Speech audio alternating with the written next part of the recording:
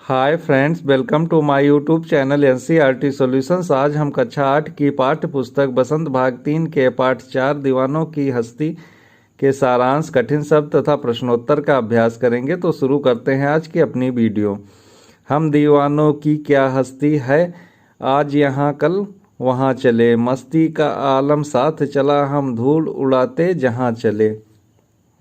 आए बनकर उल्लास अभी, आंसू बनकर बह चले अभी, सब कहते ही रह गए अरे तुम कैसे आए, कहाँ चले, किस ओर चले। यह मत पूछो चलना है बस इसलिए चले, जग में उसका कुछ लिए चले, जग को अपना कुछ दिए चले। दो बात कही दो बात सुनी, कुछ हंसे और फिर कुछ रोए, छक्कर दुख सुख के घूंटों को हम एक भाव में पिए चले। हम भिखमंगों की दुनिया में स्वच्छंद लुटाकर प्यार चले, हम एक निशानी सी उर पर ले असफलता का भार चले। अब अपना और पराया क्या, आबाद रहे रुकने वाला, हम स्वयं बंधे थे और स्वयं हम अपने बंधन तोड़ चले। यह कविता भगवती चरण वर्मा जी द्वारा लिखित है। चलिए इसके प्रश्नोत्तर का अभ्यास करते हैं। प्रश्न संख्या 1, कवि ने अपने आने को उल्लास और जाने को आंसू बनकर बह जाना क्यों कहा है? उत्तर, कवि ने अपने आने को उल्लास इसलिए कहता है क्योंकि जहाँ भी वह जाता है मस्ती का आलम लेकर जाता है। वहाँ लोगों के मन प्रसन्न हो जाते हैं, पर जब वह उस स्थान को छोड़कर आगे जाता है तो उसे तथा वहाँ के लोगों को दुख होता है। विदाई के क्षणों में उसकी आंखों में आंसू बह निकलते हैं। प्रश्न संख्या 2, भिखमंगों की दुनिया में बेरोक प्यार लुटाने वाला कवि ऐसा क्यों कहता है कि वह अपने हृदय पर असफलता का एक निशान भार की तरह लेकर जा रहा है? क्या वह निराश है या प्रसन्न? उत्तर, यहाँ भिखमंगों की दुनिया में कवि का आशय है कि यह दुनिया केवल लेना जानती है, देना नहीं। कवि ने भी इस दुनिया को प्यार दिया है और इसके बदले उससे वह प्यार नहीं मिला जिसकी वह आशा करता है। कवि निराश है, वह समझता है प्यार और खुशियाँ लोगों के जीवन में भरने से असफल रहा। दुनिया अभी भी सांसारिक विषयों में उलझी हुई है। प्रश्न संख्या 3, कवि ने ऐसी कौन सी बात है जो आपको सबसे अच्छी लगी? उत्तर, कविता में कवि का जीवन के प्रति दृष्टिकोण अच्छा लगा। कवि कहते हैं हम सबके सुख दुख एक हैं तथा हमें एक साथ ही इन सुखों और दुखों को भोगना पड़ता है। हमें दोनों परिस्थितियों का सामना समान भाव से करना चाहिए।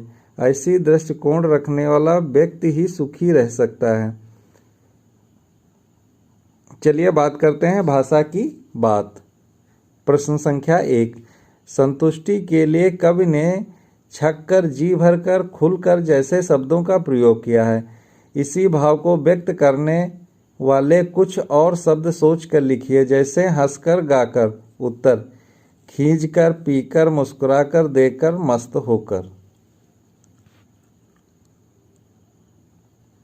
चलिए कठिन शब्दार्थ का भी अभ्यास करते हैं। दीवाना, दीवाना का मतलब पागलपन। हस्ती, हस्ती का मतलब अस्तित्व। आलम, आलम का मतलब दशा। धूल उड़ाना, मदमस्त होकर चलना। स्वच्छंद, अपनी इच्छा के अनुसार चलना। उल्लास, उल्लास का मतलब खुशी और आनंद होता है। छक्कर का मतलब तृप्त होकर। आबाद का मतलब खुश रहो। बंधन का मतलब बेड़ियां। चलिए इसके सारांश का भी अभ्यास करते हैं। दीवानों की हस्ती कविता को लिखा गया है भगवती चरण शर्मा ने। यह कविता आज़ादी से पहले की है। कवि ने उन दीवानों अर्थात उन वीरों का वर्णन किया है जो देश की आज़ादी के लिए अपना सब कुछ लुटाने को तैयार रहते हैं। हम दीवानों की क्या हस्ती है, आज यहाँ कल वहाँ चले, मस्ती का आलम साथ चला, हम धूल उड़ाते जहाँ चले। आए बनकर उल्लास अभी, आंसू बनकर बह चले अभी, सब कहते ही रह गए अरे तुम कहाँ चले। कवि कहते हैं, दीवाने अर्थात वीर देश की आज़ादी के लिए कुछ भी करने को तत्पर हैं।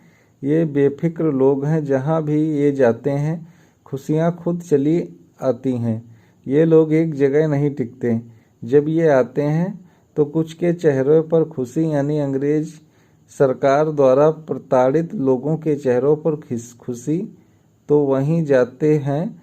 यदि शहीद होते हैं तो उन लोगों की आंखों में आंसू छोड़ जाते हैं। उन्हें जल्दी वापस जाता देखकर लोग उनसे पूछना चाहते हैं, तुम अभी आए हो या कभी इधर जा रहे हो?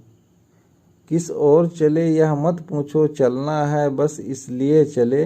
जग से है उनका कुछ लिए चले, जग को अपना कुछ दिए चले।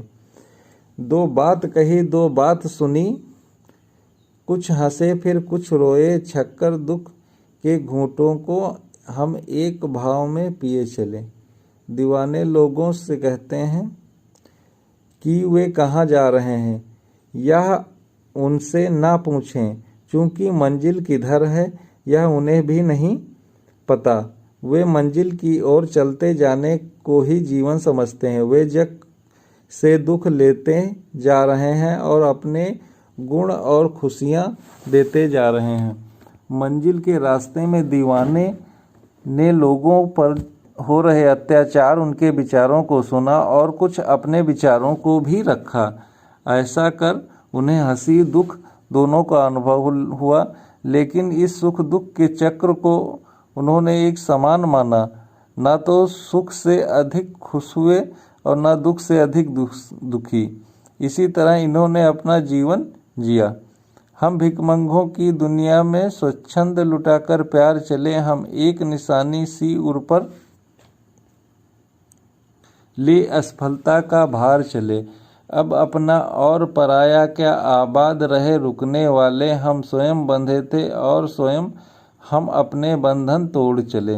दीवाने इस भिखमंगों की दुनिया यानी गरीब स्नेह रहित लोगों के लिए अपना प्यार लुटाया। ऐसा करते समय उन्होंने कोई भेदभाव नहीं किया।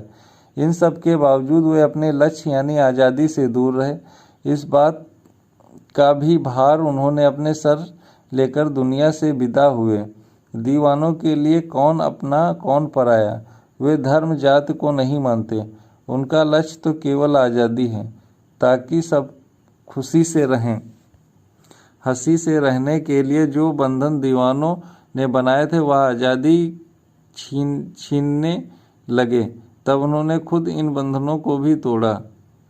प्यारे दोस्तों, इस वीडियो को अपनी कक्षा तथा अपने सहपाठियों के साथ ज़्यादा से ज़्यादा मात्रा में शेयर करें तथा हमारे चैनल NCERT सॉल्यूशंस को सब्सक्राइब करना न भूलें। पास वाले बेल आइकॉन को भी प्रेस कर दें, जिससे आप सभी को लेटेस्ट नोटिफिकेशन प्राप्त हो सके। नमस्कार दोस्तों।